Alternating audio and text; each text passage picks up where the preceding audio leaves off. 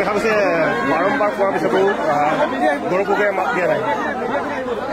এই বিষয়টো লৈ মই ইমান জটিলতালৈকে যাব খোজা নাই। যদি কোনোবাই প্ৰশ্নৰ উত্তৰ নিদিয়ে, আইনে প্ৰশ্নৰ উত্তৰ লোৱাৰ নিয়মটো জানে, সময়ত আইনে ল'ব আৰু ছেপ্টেম্বৰ মাহত গোটেই উত্তৰ অসম চৰকাৰে ৰাইজৰ সন্মুখত দাঙি ধৰিব।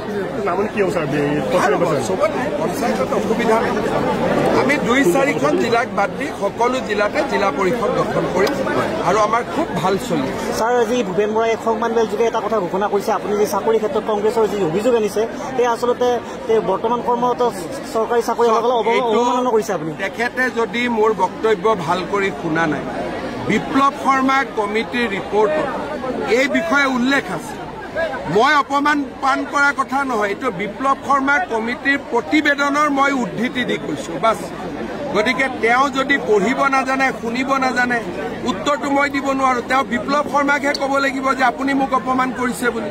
মোক কৈ কি লাভ হ'ব?